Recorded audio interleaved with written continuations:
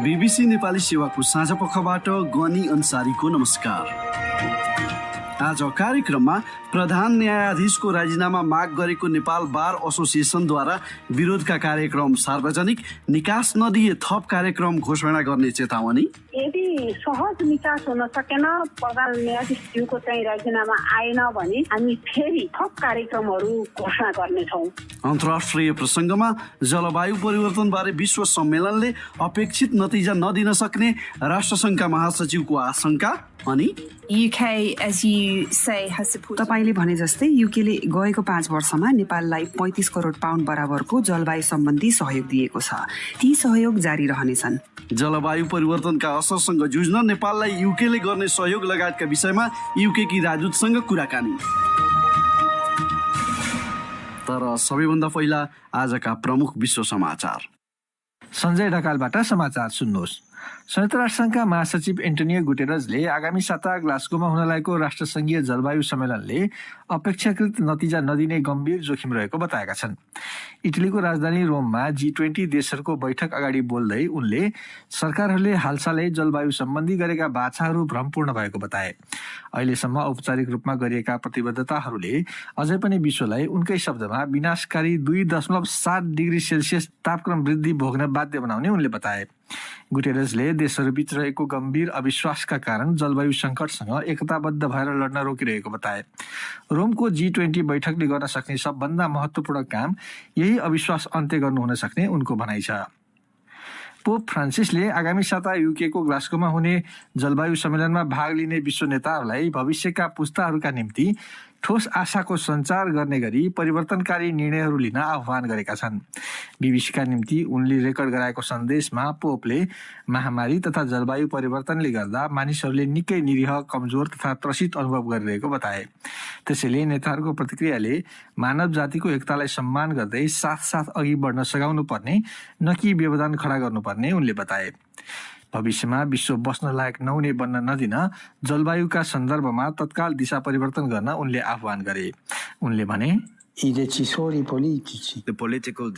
ग्लास्गोमा भेला हुने राजनीतिक निर्णयकर्ताहरूले वर्तमान वातावरणीय सङ्कटसँग जुझ्न प्रभावकारी निर्णय लिनुपर्छ, पोप फ्रान्सिसको भनाइ।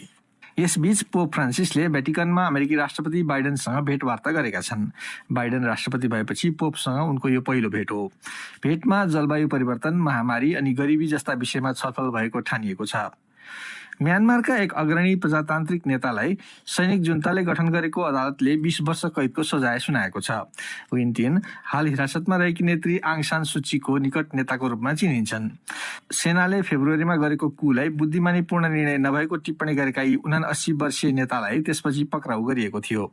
विगतमा पनि सैनिक शासनको विरोध गर्दा उनी पटक पटक जेल परिसकेका छन्। पाकिस्तानमा सुरक्षा फौजले राजधानी इस्लामाबादतर्फ अघि नबढ्न एक प्रतिबन्धित इस्लामवादी समूहका हजारौं समर्थकहरूलाई चेतावनी दिएको छ। प्रहरी तथा अर्धसैनिक बललाई तेहरिके लाब्बाइक पाकिस्तान समूहलाई रोक्न उनीहरूको मार्गभरि खटाइएको छ। संवाददाता Sumaila Jafri भन्छिन्, Several key bridges on the route into the capital. राजधानी तर्फको मार्गमा रहेका कैयन पुलहरूमा सुरक्षा फौजले कन्टेनर राखेर अवरोध खडा गरेका छन्। उक्त समूहले लक्ष्मण रेखा नायको भन्दै सरकारले उसलाई देशलाई बन्धक बनाउन नदिने भनेको छ। संवाददाता सुमाइला जाफरीको भनाइ। ती इस्लामवादीहरूले तिनका नेताको रिहाई माग गरेका छन्। अनि फ्रान्सको एउटा व्यङ्ग्य पत्रिकाले पैगम्बर मोहम्मदको कार्टुन बनाएको विषयलाई लिएर उनीहरूले फ्रान्सका राजदूतलाई निकाला गर्न पनि माग गरेका छन्। पाकिस्तानका आन्तरिक मामिला सम्बन्धी मन्त्री शेख रशिद अहमदले उक्त समूहसँगको वार्ता अवरुद्ध भएको तर अझै सहज निकासका लागि आफू आशावादी रहेको बताए। प्रधानमन्त्री इमरान खानले पछिल्लो अवस्थाबारे छलफल गर्न शुक्रबार राष्ट्रिय सुरक्षा समितिको बैठक डाकेका थिए। भारतको राजधानी दिल्लीमा प्रहरीले गत वर्ष सरकारले ल्याएको कृषि सम्बन्धी कानूनहरूको विरोध गरिरहेका किसानहरू रहेको मुख्य मार्गमा खडा गरिएका कंक्रिट अवरोध तथा काँडे तार हटाउन थालेको छ। अधिकारीहरूले जनवरीमा हिंसा भड्किएपछि विभिन्न तहमा त्यस्ता अवरोध खडा गरेका थिए। भारतको सर्वोच्च अदालतले गत साता प्रदर्शनकारीहरूले अनिश्चितकालसम्म सडक अवरोध गरिरहन नपाउने भनेको थियो। किसानहरूले तिनको पाल हटाएपछि प्रहरीले पनि ती अवरोध हटाएर सडक खुला पार्न थालेको हो। नयाँ कानूनले आफ्नो जनजीविका ध्वस्त हुने किसानहरूको भनाइ छ, तर सरकार भन्छ सुधारले कृषिमा थप लगानी आकर्षित गर्नेछ। र 160 भन्दा धेरै पूर्व विश्व नेता तथा चर्चित व्यक्तित्वहरूले पश्चिमा शक्तिहरूलाई तत्काल सेना परिचालन गरेर उनीहरू कहाँ बढी भइरहेको कोभिड खोप हवाई मार्गबाट विकासोन्मुख देशहरूमा पुर्याउन आह्वान गरेका छन्। G20 सम्मेलनको आयोजना गर्न लागिरहेको इटलीलाई पत्र लेख्नेमा 36 जना पूर्व राष्ट्रपतिहरू समेत छन्। 10,000 मानिस कोभिडका कारण दैनिक मरिरहेका बेला 10 लाख मात्रा खोप खेर जान दिनु अनैतिक हुने उनीहरूले लेखेका छन्। केही धनी देशहरूले आफ्ना 70% जनसङ्ख्यालाई खोप लगाइसक्दा गरिब देशहरूमा 2%ले मात्र लगाउन पाएको उनीहरूले उल्लेख गरेका छन्। तपाईँ BBC नेपाली सेवा सुनिरहनु भएको छ।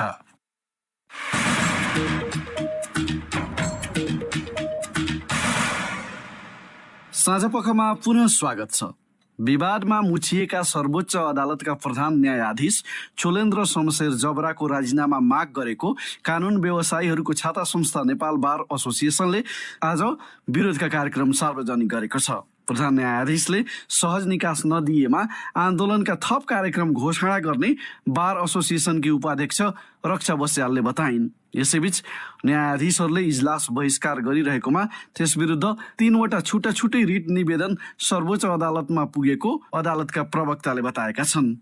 एक रिपोर्ट। प्रधान न्यायाधीश जबराले राजीनामा दिएर न्यायपालिकामा देखिएको समस्याको निकास दिनुपर्ने नेपाल बार एसोसिएसनको धारणा छ। प्रधान न्यायाधीश जबराले कसैले माग गर्दैमा राजीनामा नदिने बताइरहँदा बार एसोसिएसनले बुधबारसम्मका लागि विरोधका कार्यक्रमहरू घोषणा गरेको उपाध्यक्ष बस्यालले बताइन्। विरोधको कार्यक्रममा चाहिँ यही कार्तिक 14, 15, 16 र 17 गते प्रत्येक दिनको 10 बजेबाट 11 बजेसम्म सर्वोच्च अदालतको प्राङ्गणमा कालो पट्टी बाँधी विरोध कार्यक्रम गर्ने भनेर राखेका छौँ र त्यसका लागि चाहिँ उपत्यकामा रहेका बार इकाइका कानुन व्यवसायीहरूलाई त्यसमा उपस्थित भइदिनु हुन अनुरोध समेत गरेका छौँ। तपाईहरूको विरोधका बीच पनि प्रधान न्यायाधीशको राजीनामा नआए के गर्नुहुन्छ भन्ने बीबीसीको जिज्ञासामा उपाध्यक्ष बस्यालले भनिन्। यदि सहज निकास हुन सकेन, प्रधान न्यायाधीशज्यूको चाहिँ राजीनामा आएन भने हामीले 90वटा बार इकाइहरू छन् नेपाल बार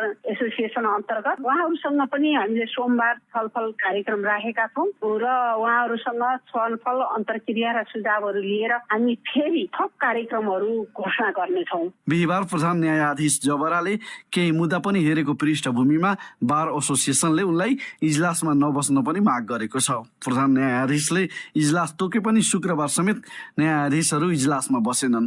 न्यायाधीशहरू इजलासमा नबस्दा बन्दी प्रत्यक्षीकरण जस्ता निवेदनको सुनवाई समेत हुन नसकेकोमा कतिपयले आलोचना गरिरहँदा सर्वोच्च अदालतमा 3वटा छुट्टा छुट्टै निवेदन पुगेको तर दर्ता हुन बाँकी रहेको प्रवक्ता बाबुराम दाहालले बीबीसीलाई बताए। 3वटा छुट्टा छुट्टा रिट निवेदन दर्ता हुन आएको कुरा सही हो, तर हामीले यसको रिट र अनि अरू ढाँचा लगायतका त्यस्ता विषयवस्तुहरू प्रवेश गरेर हेर्न बाँकी रहेको भएको हुनाले अस्ति आइतबारसम्म हामी यसको निश्चयमा पुग्छौँ। केही साता अघि मन्त्री परिषदमा प्रधान न्यायाधीश जबराले भागबण्डा खोजेका समाचारहरू बाहिर आएपछि न्यायालयको नेतृत्व विवादमा तानिएको हो। राजीनामाका लागि दबाव बढिरहँदा प्रधान न्यायाधीश जबराले वैधानिक बाटोबाट आएकोले वैधानिक बाटोबाटै जान सक्ने बताउँदै आएका छन्। अर्को विषय, लामो समयपछि खुलेको सवारी साधन चालक अनुमति पत्रको अनलाइन आवेदन सेवा 2 दिन अवरुद्ध भएपछि पुनः सञ्चालनमा आएको छ। महामारीका कारण सरकारले लगाएको निषेधाज्ञाले प्रभावित बनेको उक्त सेवा सरकारले 6 महिनापछि सोमबारबाट खोलेको थियो। लामो समयसम्म वितरण रोकिएकाले अहिलेसम्म देशभरिबाट करिब 10 लाख जनाले सवारी साधन चालक अनुमति पत्र लिन खोजेको यातायात व्यवस्था विभागले जनाएको छ। सुनौ विनिता दाहालको रिपोर्ट। सेवा सञ्चालनमा आएकै दिन 15 लाख मानिसले विभागको वेबसाइट खोलेको र धेरै जनाले एकै पटक अनलाइन आवेदन भर्न खोज्दा प्रणालीमा समस्या आएको यातायात व्यवस्था विभागले जनाएको छ। विभागका सूचना अधिकारी लोकनाथ भुसालले भने, अब अस्ति चाहिँ यो 5-6 महिनापछि खोल्दाखेरि एकैचोटि धेरै सेवाग्राहीहरूले एकैचोटि एक्सेस गर्दाखेरि अलिकति समस्या भयो। त्यस कारणले अलिकति 2 दिन जति अलिकति अवरुद्ध भयो, तर हिजो बेलुकाबाट फेरि यो पूर्ववत सञ्चालनमा छ, फेरि बिग्रिँदैन भनेर हामीले आशा गर्न सकिन्छ। आवेदन खुलेको 24 घण्टाभित्रै 1 लाख भन्दा बढी मानिसले अनलाइन आवेदन भरेको देखिएको विभागले जनाएको छ। यातायात व्यवस्था विभागको अनलाइन प्रणालीमा गत वर्ष पनि प्राविधिक समस्या आएको थियो। महामारीका कारण लामो समय सेवा प्रभावित भएको र एकैपटक धेरै मानिसले वेबसाइट खोल्दा समस्या उत्पन्न हुने गरेको विभागको भनाइ छ। विभागका इन्जिनियर सन्तोष पोखरेल अब यस्ता प्राविधिक समस्या नदोहोरिने बताउँछन्। यातायात व्यवस्था विभागले वितरण गर्ने स्मार्ट लाइसेन्सको सर्भरको नियन्त्रण भारतीय कम्पनी मद्रास प्रिन्टर्सले गर्छ। उक्त प्रणाली विभाग अन्तर्गत आएपछि समस्या नहुने पोखरेलले बताए। उसबाट चाहिँ हामीले विभागले चाहिँ हाम्रो मार्फत सिस्टम ल्याएर चाहिँ हामी नै सञ्चालन गर्ने भनेर चाहिँ हामी ल्याइरहेका छौँ र हामी त्यो काममा लागिरहेका छौँ। अहिले त्यो हाम्रो ल्याएपछि हामीले विदिन 1 मन्थ चाहिँ हामीले त्यो सल्भ गरेर हामीले आफ्नो सिस्टम चाहिँ हामीले आफै सञ्चालन गरेर हामीले 27 फिल्टरको सञ्चालन गर्ने हामी तयारीमा छौँ र त्यो हामी गर्छौँ। यस अघि नै आवेदन दर्ता गरेर पनि परीक्षा दिन नपाएका मानिसको संख्या काठमाडौँमा मात्रै 4 लाख भन्दा बढी रहेकाले उनीहरूको पहिला परीक्षा हुने बताइएको छ। काठमाडौँ बाहेक अन्यत्र रहेका यातायात व्यवस्थाका कार्यालयले भदौ 20 गतेदेखि नै सेवा थालेकाले त्यहाँ परीक्षाका लागि त्यति चाप नहुने विभागका सूचना अधिकारी भूषाल बताउँछन्। काठमाडौँमा सवारी साधन चालक अनुमति पत्र दिने यातायातका 4 वटा कार्यालय छन्। त्यहाँ करिब 4 लाख आवेदन यस अघि नै दर्ता भइसकेकाले तिनीहरूको परीक्षाका लागि पहिला पालो आउने भूषालले बताए। त्यसपछि अहिले दर्ता गर्नेले पालो पाउने पनि उनले बताए। विनिता दाहाल, BBC, काठमाडौँ। अब सुनौ तपाईहरूबाटै प्राप्त प्रतिक्रिया साथीहरू सृजना श्रेष्ठ र कमल परियारबाट। आगामी सातादेखि युकेमा विश्व जलवायु सम्मेलन COP26 सुरु हुँदैछ। विश्वभरिका नेताहरू उपस्थित हुने उक्त सम्मेलनमा नेपालले कस्ता विषय उठाउनुपर्छ भन्ने तपाईलाई लाग्छ भनेर आज हामीले सामाजिक सञ्जाल फेसबुक र ट्विटरमा सोधेका थियौं। प्राप्त जवाफमध्ये केहीलाई हामी यहाँ प्रस्तुत गर्दैछौं। हाम्रो फेसबुक पेजमा भीम तामाङ लेख्छन्, नेपालको तर्फबाट जलवायु परिवर्तनका मुख्य कारणबारे स्पष्ट धारणा राखी उदाहरणार्थ हालै मात्र देखि भोगेका बेमौसमी बाढी पहिरो र अन्य कृषिजन्य उपजमा आएका अप्रत्याशित ह्रास तथा असरबारे ध्यानाकर्षण गराई जलवायु परिवर्तनका असर कम गर्ने ठोस उपाय एवं भगीरथ कार्यान्वयन गराउने बारे बुलन्द आवाज उठाउनुपर्छ। मनोज जोशीको सुझाव छ, सबै राष्ट्रले पहिले जलवायु परिवर्तनको गम्भीरतालाई बुझ्नुपर्छ। शक्ति राष्ट्रहरूको नेतृत्वमा जलवायुलाई स्थिर र मानव अनुकूल राख्न कार्यनीति बनाइनुपर्छ। जनसङ्ख्या नियन्त्रण, प्रदूषण नियन्त्रण, वातावरण अनुकूल विकास, जलवायु सन्तुलनलाई प्राथमिकता दिई नेपाल जस्ता जलवायु परिवर्तनको उच्च जोखिममा रहेका देशले सशक्त रूपमा अन्तर्राष्ट्रिय मञ्चहरूमा आवाज उठाउनुपर्छ। तर दीपक रावलको धारणा छ, अलि विकसित औद्योगिक क्रान्तिमा अघि बढिरहेका देशहरूले देखाउनका लागि यो सम्मेलन गरिरहेका छन्। उनीहरू आफ्नो गतिशील अर्थतन्त्रबाट पछाडि हट्दैनन्। नेपाल जस्तो अल्प विकसित मुलुकलाई नखाएको बिख लागिरहेको छ। अब नेपालले हामी जस्ता मुलुकले जलवायु परिवर्तनबाट भोगिरहेको प्राकृतिक विपद अनि दैनिक जीवनमा परिरहेका असरबारे खुलेर आफ्ना कुरा राख्नुपर्छ। धीरेन्द्र विक्रम कुरुमवाङले लेखेका छन्, विश्व जगतको पहिलो समस्या र प्राथमिकताको क्रममा अब जलवायु परिवर्तन आउनै पर्छ। त्यसैले नेपाल जस्ता देशहरूले विकसित राष्ट्रहरू समक्ष अनिवार्य शर्त राख्नै पर्छ। नेपालले न्यून कार्बन उत्सर्जन गरेको योगदानको मूल्याङ्कन गर्नै पर्छ।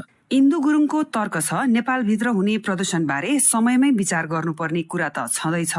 भारत र चीनबाट हुने धुलो र धुवाँले नेपाललाई पारेको असरका बारेमा पनि वार्ता र क्षतिपूर्तिको माग गरिनुपर्छ।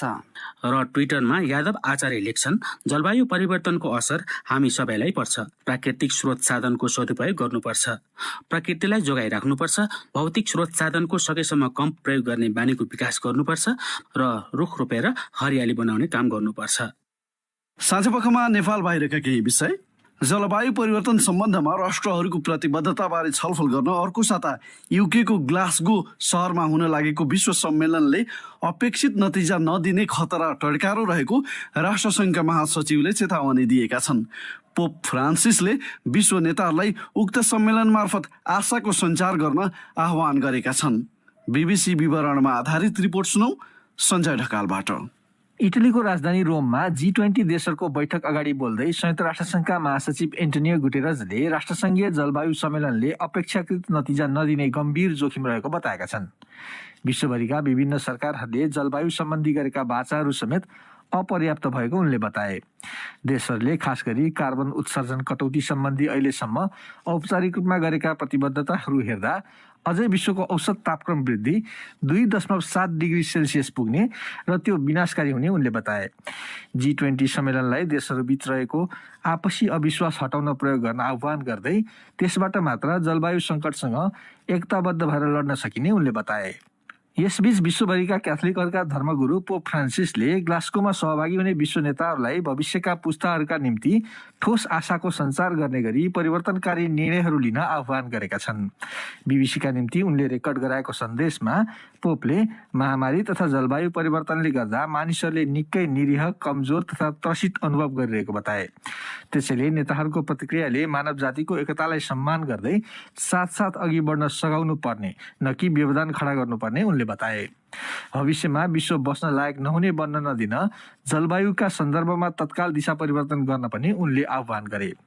G20 सम्मेलनका निम्ति इटली पुगेका अमेरिकी राष्ट्रपति जो बाइडेनले भ्याटिकनमा पोपसँग भेट गरेका छन्। पोपले आफ्ना भाषणहरूमा बारम्बार जलवायु सङ्कटको उल्लेख गर्ने गरेका छन्। प्यारिस सम्झौता बमोजिम विश्वको औसत तापक्रम वृद्धिलाई औद्योगिक कालभन्दा अगाडिको समयको तुलनामा 1.5 डिग्री सेल्सियसमा सीमित गर्ने प्रतिबद्धता पूरा नहुने छाँटकाँट देखिरहँदा पोपको पछिल्लो चिन्ता सार्वजनिक भएको छ। चर्चा जलवायु परिवर्तन सम्बन्धी विषयकै एकपछि अर्को असामान्य विपद बेहोरिरहेको नेपालका लागि जलवायु सम्मेलनको सफलता जीवन मरणको विषय बन्दै गएको विज्ञहरूले बताउने गरेका छन्। आगामी साता युकेको ग्लास्गोमा हुन लागेको जलवायु परिवर्तन सम्बन्धी पक्ष राष्ट्रहरूको 26औं सम्मेलन COP26 को पूर्व सन्ध्यामा बिहिबार नेपाल सरकारले 3वटा कार्ययोजना पारित गरेको छ। त्यसमा जलवायु परिवर्तनका असरसँग जुझ्न आवश्यक अनुकूलन कार्यक्रमहरूका निम्ति सन् 2050 सम्म झण्डै 50 खर्ब रुपैयाँ आवश्यक पर्ने उल्लेख छ। सन् 2050 अगावै नेपालले कार्बन उत्सर्जनलाई नेट जिरो अर्थात् खुद शून्यमा झार्ने प्रतिबद्धता पनि जनाएको छ। विश्व तापक्रम वृद्धि गराउने हरित गृह ग्यास जति उत्सर्जन हुन्छ त्यति नै मात्रा सोसेर खुद शून्यमा झार्ने प्रतिबद्धतालाई नेट जिरो भनिन्छ। त्यस्तै जलवायु परिवर्तनबाट सिर्जित हुने हानि नोक्सानीलाई विकसित मुलुकहरूले क्षतिपूर्ति गर्नुपर्ने विषयलाई उत्तिकै महत्त्व दिने नेपालले प्रस्ताव गरिरहेको छ। यिनै कार्ययोजना बोकेर उक्त सम्मेलनमा भाग लिन प्रधानमन्त्री शेरबहादुर देउवा शुक्रबार त्यसतर्फ लागेका छन्। अहिले उक्त सम्मेलनको नेतृत्व युकेले लिएको छ। खास गरी उत्सर्जनमा धेरै योगदान गरेका विकसित देशहरूले उत्सर्जन कटौतीका अतिरिक्त विकासको बाटोमा बामे सर्दै गरेका तर जलवायु परिवर्तनको झन धेरै जोखिममा रहेका विकासोन्मुख देशहरूलाई अनुकूलन, क्षति न्यूनीकरण तथा हानि नोक्सानीमा क्षतिपूर्ति जस्ता तमाम क्षेत्रमा सहयोग गर्नुपर्ने आवाज उठ्दै गर्दा युकेमा निकै महत्त्वपूर्ण मानिएको सम्मेलन हुन लागेको छ। यसै सन्दर्भमा नेपाल स्थित युकेकी राजदूत निकोला पोलिटसँग साथी सञ्जय ढकालले गरेको अन्तर्वार्ता प्रस्तुत छ। केही समय अघिसम्म पनि जलवायु परिवर्तन भनेको सुदूर भविष्यमा हुने कुरा जस्तो लाग्थ्यो, तर अहिले संसारभरिकै घटनाहरू, अनुभवहरू हेर्दा यो त अहिले नै आइलागिसकेको जस्तो देखिन्छ। यस्तोमा COP26 सम्मेलनको महत्त्व के हो अनि नेपालले त्यसबाट के आशा गर्न सक्छ? हो, दुःखको कुरा हो अचेल, हामीले नियमित रूपमा जलवायु परिवर्तनका असरहरू देखिरहेका छौँ। यही नेपालमा पनि मनसुन सकिएपछि हालसालै आएको बाढी पहिरोले मौसमको प्रवृत्तिमा भइरहेको परिवर्तन दर्शाउँछ। त्यसैले केही दिनमा विश्व नेताहरू यही विषयमा कुराकानी गर्न ग्लास्गोमा भेला हुन लाग्नु महत्त्वपूर्ण बनेको छ। 130 विश्व नेताहरू सम्मेलनमा भेला हुने हाम्रो अपेक्षा छ। यसले जलवायु परिवर्तन कसरी विश्वको एकदम महत्त्वपूर्ण एजेन्डा बनिरहेको छ भन्ने पनि देखाउँछ। हाम्रो आशा र लक्ष्य के हो भने विश्व नेताहरू एक ठाउँमा आउनेछन् र प्रत्येक देशले कार्बन उत्सर्जन कटौतीका प्रतिबद्धता व्यक्त गर्नेछन्, अर्थात् संसारभरि नै कटौती हुनेछ र कार्बन उत्सर्जन कटौतीको उद्देश्य विश्वव्यापी तापक्रम वृद्धि दरलाई घटाउनु हो। अनि विश्वमै जलवायु परिवर्तनका असरको सबभन्दा धेरै जोखिममा रहेका मध्येको एक देश नेपालको निम्ति कार्बन उत्सर्जन कटौती र तापक्रम वृद्धि दरमा हुने ह्रास ज्यादै महत्त्वपूर्ण हुनेछ। नेपालको निम्ति अर्को महत्त्वपूर्ण विषय चाहिँ अनुकूलन हो, जस अन्तर्गत जलवायु परिवर्तनका अहिले नै देखा परिसकेका असरहरूसँग जुझ्न समाज तथा समुदायहरूले अपनाउनु पर्ने उपाय पर्छन्। अनि त्यहाँका कतिपय समुदायका निम्ति यो वास्तविक परिवर्तन हुनेछ, जस्तो कि पश्चिम नेपालका कतिपयका निम्ति अहिले बसेको स्थानबाट अन्यत्र बाढीबाट सुरक्षित स्थानमा सर्नुपर्ने हुन सक्छ। म जोमसोममा जाँदा त्यहाँका समुदायले साविकका पानीको स्रोत नरहेको र अब पनि पानीका निम्ति सर्नुपर्ने भएको सुनाएका थिए। त्यस्ता अनुकूलनका निम्ति वित्तीय सहयोग जस्ता विषय पनि नेताहरूले छलफल गर्नेछन्। जलवायु परिवर्तनका कारण विश्वमै सबभन्दा धेरै जोखिममा परेको मुलुकहरूमध्ये नेपाल पनि पर्छ। तपाईँले हालै यहाँका हिमाली क्षेत्रको भ्रमण पनि गर्नुभएको छ। त्यहाँ प्रत्यक्ष पुग्दा के पाउनुभयो अनि कस्तो अनुभव भयो? Yes, I was in Solukhumbu 2 weeks ago. म 2 साता अगाडि सोलुखुम्बु पुगेकी थिएँ। त्यहाँका मानिसहरूसँग कुरा गर्नासाथ गत 5-10 वर्षमा उनीहरूले आफ्ना साविकका जीवनशैलीमा भोगेका परिवर्तन बताउँछन्। सायद उनीहरूलाई पहिले थाहा थिएन होला यो सब जलवायु परिवर्तनले गर्दा भइरहेको छ भनेर। तर अब अहिले उनीहरूलाई थोरै पानी परेकाले वा मौसम प्रवृत्ति बदलिएकाले कस्तो बाली लगाउने भन्ने विषयमा फेरबदल गर्नु परेको छ। कतिपय समुदायलाई पानीको निम्ति झन धेरै पर जानु परिरहेको छ। खुम्जुङ र खुण्डे गाउँमाथिका हिमालमा पहिरो जस्ता प्राकृतिक विपद देखिन्छन् जसले समुदायलाई जोखिममा पारिरहेको छ। हालै नेपालमा बेमौसमी वर्षाले जनधनको धेरै क्षति पुर्यायो। साथै नेपालका सामु हिमनदी संकुचन हुने, हिमताल विस्फोट हुने, मौसमी उथलपुथल जस्ता जोखिमहरू पनि छन्। हुन त युके को सरकारले नेपाललाई यस्ता विपदहरूसँग अनुकूलन गर्न सहयोग पुर्याइरहेको छ। तर यी विपदको स्तर हेर्दा यी जति ठुला छन् त्यो हेर्दा के यस्ता विपदसँग अनुकूलन सम्भव छ र? तपाईले भने जस्तै युकेले गएको 5 वर्षमा नेपाललाई 35 करोड पाउन्ड बराबरको जलवायु सम्बन्धी सहयोग दिएको छ। ती सहयोग जारी रहनेछन्। हामी एकदमै बुझ्छौं कि यस क्षेत्रमा युकेको सहयोग मात्र पर्याप्त छैन। त्यसैले यो कोप सम्मेलनमा नेताहरू भेला हुँदा जलवायुको वित्तीय सहायताको विषय नै महत्त्वपूर्ण हुनेछ। गत प्यारिस सम्मेलनमा विकासोन्मुख देशहरूका निम्ति प्रतिवर्ष $100 अर्ब सहयोग दिने भनिएको थियो। ती वाचा पूरा गराउन हामीले विकसित देशहरूमाथि दबाब दिइरहेका छौं। ती कोषहरूमा नेपालको पहुँच निश्चित गर्न हामीले समर्थन गरिरहेका छौं। साथै हामीले दाताहरूको सहयोग नेपालको जलवायु परिवर्तन तथा हरित विकास सम्बन्धी दीर्घकालीन योजनामा सहायक हुने गरी परिचालन गराउन पनि विश्व बैंक तथा अन्य दूतावासहरूसँग मिलेर काम गरिरहेका छौं। दाताहरूले हालै काठमाडौँमा घोषणापत्र पनि हस्ताक्षर गरेका छन् जसले सरकारका रणनीतिमा सहयोग गर्न $4.2 अर्ब सहायता दिलाउनेछ। नेपालमा युकेले गरेका अनुकूलन सम्बन्धी सहयोगका कार्यक्रमहरू कतिको सन्तोषजनक छन् त? संघीय तहमा सरकारले ल्याएको राष्ट्रिय कार्ययोजनालाई हामीले सघाइरहेका छौं। स्थानीय तहमा पनि स्थानीय कार्ययोजना छन्।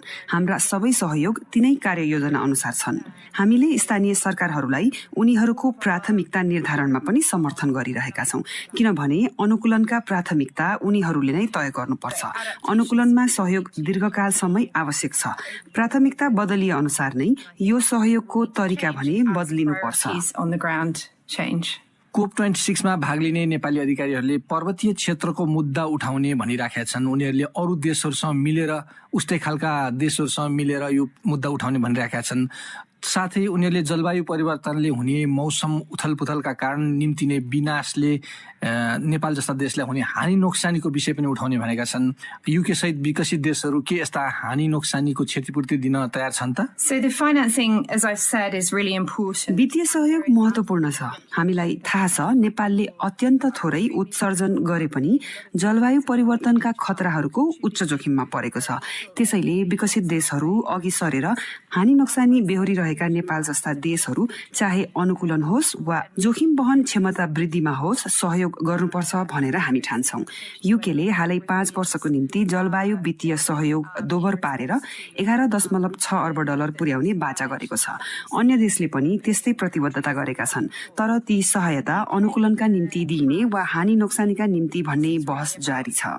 हाम्रो आफ्नो धारणा के छ भने नेपाल जस्ता विकासोन्मुख देशहरूका निम्ति समुदायलाई जोखिम वहन क्षमतायुक्त पार्न र आवश्यक परिवर्तनका लागि चाहिने सहयोग सुनिश्चित गराउनुपर्छ। नेपालले पछिल्लो पटक पेश गरेको उसको राष्ट्रिय निर्धारित योगदान प्रतिवेदन NDC मा सन् 2050 सम्म खुद उत्सर्जन शून्य पार्ने प्रतिबद्धता जनाएको छ। जबकि विश्वव्यापी उत्सर्जनमा हेर्ने हो भने नेपालको योगदान 0.05% जति मात्र छ। यसो हेर्दा गरिब देशहरूलाई उत्सर्जन कटौतीमा प्रतिबद्ध चाहिँ गराउने तर अन्य आवश्यक अनुकूलन तथा क्षति न्यूनीकरणमा सहयोग नआउने जस्तो देखिन्छ। तपाईको धारणा के छ? सबै देशहरू शून्य उत्सर्जनतर्फ लाग्न जरुरी छ। यहीँनिर वित्तीय सहयोग अझ महत्त्वपूर्ण हुन्छ। युकेले दिने भनेको 11.6 अर्ब डलरलाई अनुकूलन तथा क्षति न्यूनीकरणमा बाँडिनेछ। क्षति न्यूनीकरणका लागि छुट्याइएको सहयोगले नेपाल जस्ता देशका निम्ति न्यून उत्सर्जनका लागि चाहिने परिवर्तन गराउन सहयोग पुग्नेछ। उत्सर्जनमा न्यून योगदान गरेकै भएर त नेपाल जस्ता देशहरूलाई विकसित देशहरूले खुद शून्य उत्सर्जन हासिल गर्न आवश्यक परिवर्तन गर्न मद्दत गर्नुपर्छ। The changes and the measures needed to reach net zero. Nepal सरकारको एउटा अनुमान अनुसार सन् 2030 भित्र अनुकूलन एवं क्षति न्यूनीकरणकै लागि पनि थप 49 अर्ब डलरको लागत आवश्यक पर्ने देखिन्छ। यो त धेरै ठूलो परिमाणको स्रोत हो नेपालका लागि। यति धेरै लागत जुटाउन के युकेले सहयोग गर्न सक्छ? Yes, absolutely. We have 50 million pounds worth of programming. पक्कै पनि करिब 5 करोड पाउन्डका कार्यक्रम सञ्चालनमै छन्। हामी अन्य दात्री निकायलाई पनि यो सहयोग जुटाउन साथै ल्याउने प्रयासमा छौं। जुन 4.25 अर्ब डलरको प्रतिबद्धता भएको छ त्यो राम्रो सुरुवात हो। यसको अर्को महत्त्वपूर्ण पाटो भनेको निजी क्षेत्र पनि हो। खोपको अध्यक्षकै हैसियतले यो परिचालन गर्न हामी काम गरिरहेका छौं। अन्तर्राष्ट्रिय मात्र नभई नेपालकै निजी क्षेत्र पनि हो। तीव्र गतिमा वृद्धि भइरहेको हरित विकास तथा नवीकरणीय ऊर्जाको क्षेत्रमा यहाँ धेरै अवसरहरू छन्। Renewable energy sector is full of potential in Nepal. युकेले जलवायु परिवर्तनको सन्दर्भमा विश्वव्यापी नेतृत्व गरिरहेको छ, तर ऊ आफैले अझै पनि खनिज इन्धनमा अनुदान निरन्तर दिइरहेको छ अनि नर्थ सीमा तेल अन्वेषण पनि गरिरहेको छ। यस्तोमा अरूले युकेको नेतृत्वमा कसरी भरोसा गर्न सक्छन् र? So I think we set out very clearly in our long-term. हाम्रो दीर्घकालीन खुद शून्य उत्सर्जनको रणनीतिमा हामीले यसबारे स्पष्ट पारेका छौं, जसमा सन् 2035 सम्म स्वच्छ ऊर्जामा जाने विषय पनि छ। सबै सरकारहरूलाई तिनका बाचामा बाँध्नु महत्त्वपूर्ण छ, तर युकेले यसमा वास्तविक नेतृत्व गरिरहेको छ। मलाई लाग्छ आगामी 5-10 वर्षमा तपाईले हामीले हाम्रा उद्योगहरूमा गरेका परिवर्तन देख्न पाउनुहुनेछ।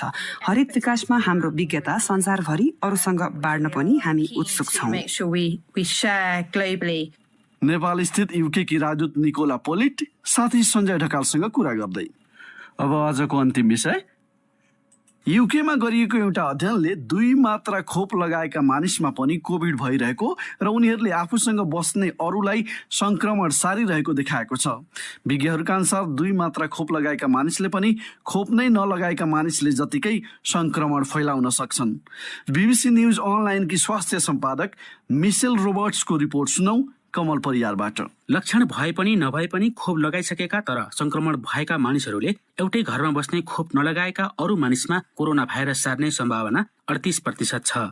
अर्थात् उनीहरूले 5 जना मध्ये 2 जनालाई कोभिड सार्न सक्छन्। तर घरमा बस्ने सबैजनाले पूर्ण मात्रामा कोभिड खोप लगाएका छन् भने त्यस्तो सम्भावना 25% मात्र हुन्छ।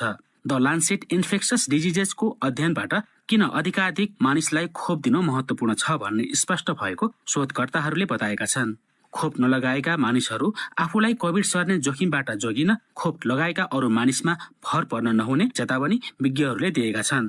कोरोना भाइरस संक्रमणबाट हुने गम्भीर समस्या र मृत्युबाट जोगाउन खोपले सघाउँछन्, तर संक्रमण रोक्न ती धेरै प्रभावकारी हुँदैनन्। विशेष गरी भाइरसका डेल्टा भेरिएन्ट जस्ता बढी संक्रामक प्रकार फैलिएको बेला तिनले कोभिड सर्नबाट रोक्न सक्दैनन्। अनि समय क्रमसँगै खोपले दिने सुरक्षा घट्दै जान्छ र खोपको अतिरिक्त मात्रा आवश्यक पर्छ।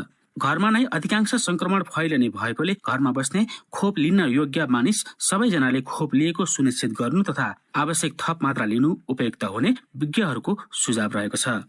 गत सेप्टेम्बरसम्म 1 वर्ष लगाएर गरिएको उक्त अध्ययनमा लन्डन र बोल्टनमा कोभिडका लागि PCR परीक्षण गरेका 440 घर परिवारलाई संलग्न गरिएको थियो। उक्त शोधका सहनेता तथा इम्पेरियल कलेज लन्डनका प्राध्यापक अजित लालवाणीले भने, खोप लगाएका मानिसमा हामीले अहिले देखेको कोरोना भाइरस सर्ने क्रमका कारण खोप नलगाएका मानिसले पनि आफू सुरक्षित हुन तथा गम्भीर खालको कोभिड-19बाट जोगिन खोप लिन आवश्यक छ। किनभने जाडोयाममा धेरै मानिसहरू घरभित्र एक अर्काको सान्निध्यमा बस्छन्।